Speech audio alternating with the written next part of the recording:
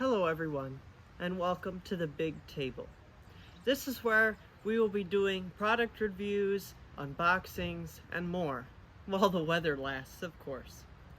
Today we have these two beautiful Bachmann G Scale Hoppers, as they're labeled on the side of the box, and the product number for this is 98270.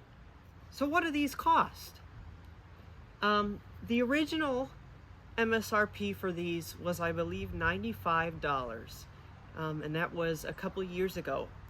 I bought one from Train World a couple of years ago on sale for $65, and that was in the East Broad Top paint scheme, which we will see later on in the video. But these two I picked up very recently from one of my local model railroad shops, which I will link in the description, for less than $40 each. So this is a really good deal for a car that has metal wheels and nice plastic body construction. But if you don't believe me, let's take a look for ourselves and open the box up. Okay, so let's look at the end of the box first. And simply on this product we have item number 98270, G Hopper, painted unlettered red. Now, one thing that I love about Bachmann compared to some of these other brands, such as AMS or LGB, is that we can find product for reasonable prices. Now, there are downsides to that. AMS has really realistic cars, and so you have to know what kind of buyer you are, whether you're a budget buyer like me, or you're going to buy something that's really realistic to a particular railroad and a particular scale. My railroad, I mix scales, sorry, and I just like to run what I like to run. So here we have the nice foam sleeve out of the box, and it is wrapped nicely with plastic here and plastic over the coal load. So let's take this out of the box here. Okay, and here we have the car. All right, so let's take our first look. First of all, I love this oxide red color. It's very nice. And the coal load is nice and shiny, and as we can see here from these little pieces of plastic, it is removable. Something I love about these cars is that there is interior detail, even when the coal load is not there. I like to run the cars without the coal load typically because it's a little less top heavy. But if we look around, this is mostly made out of plastic. That is one thing about Bachmann that pretty much stays true through their rolling stock. Most of it is made out of plastic, but this is quite thick plastic that isn't going to move around a lot or be flimsy. Now let's look at the handrails. The handrails are the same way. Now these are a little bit more flimsy, and some of the steps are a little bent inward. But if we look at most prototypical rolling stock, that was a very frequent thing to have bashed or messed with. So I don't really have a complaint about these because there's not really much you can do with them. And if we look at the trucks are nicely detailed with, again, these nice big metal wheels with metal axles that are covered in plastic, but they are nice metal wheels with metal axles. And again, looking around, we have the brake wheel, and we have some underside detail here. The real underside detail on the bottom here isn't very much. There isn't very much detail down here, but what there is all molded nicely. In fact, the entirety of this car, all the rivets, everything is molded very nicely. So there aren't, in my opinion, any complaints about this model. You know, if you get the unlettered version, You can letter it to whatever road name you want. You should have no problem punching the handrails out to paint the body. And as always, we have the nice Bachmann knuckle couplers, which is what I run on all of my rolling stock. So since we've had a good look at it, let's take it on the layout.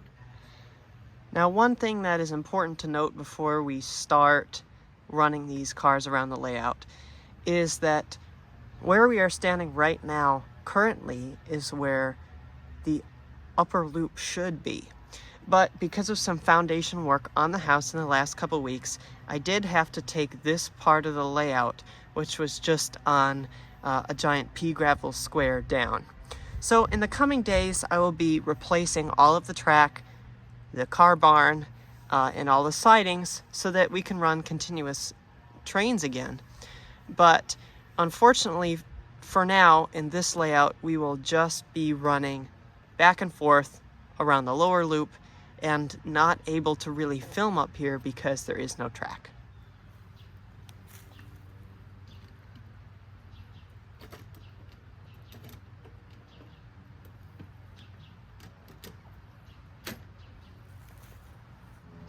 Okay, so now that we've got them on the track and looking splendid on this beautiful autumnal afternoon, I just wanted to add one more thing about these cars, and it is that they do come with a pair of hook and loop couplers. Each car has an accessory bag in the box with them that has these couplers, so if you use them, they do come with them. And without further ado, let's get our locomotive and caboose down here and take these cars for a spin.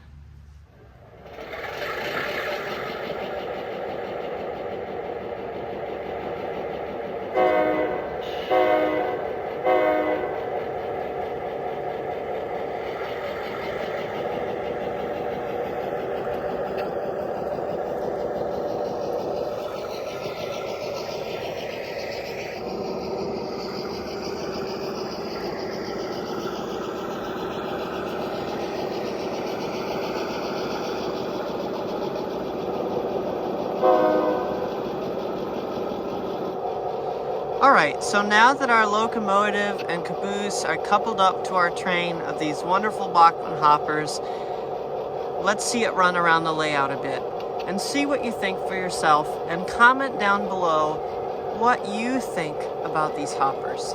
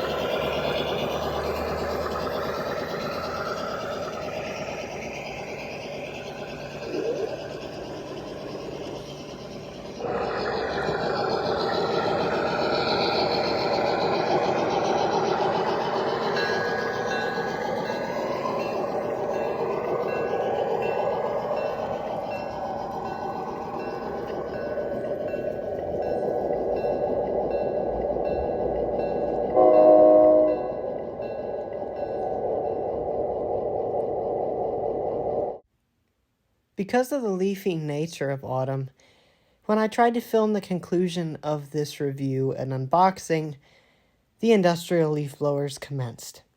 So we're going to conclude it with some scenes of running and this lovely picture of the hoppers all sitting together.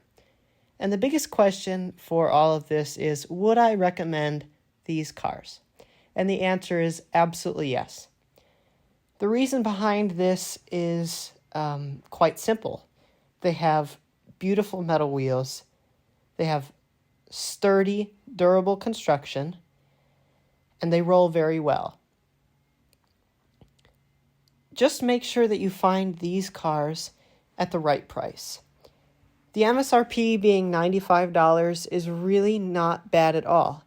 And if they do have the metal wheels and they're a new version of this model in one of the multiple new liveries, you can definitely safely purchase this for $65 or $70 for a car, and it is not a bad deal. However, again, I did purchase these cars for around $40 each. So if you can find a deal like that, it's even better. However, I wouldn't really recommend buying one of these older cars with plastic wheels unless you have extra metal wheels in reserve. And I think the reason for this is just the durability of the metal wheels is so much better than the plastic wheels. And I think that's really important when looking at these newer models. If you're going to pay a fairly premium, in my opinion, price, you want to get the quality features that are possible. So with that, we conclude this review. As I said before, let me know in the comments what you think of these cars. What do you think of the price? What do you think compared to other brands? And we will see you from the big table another time for another unboxing and review. Thank you guys so much for watching. Please subscribe.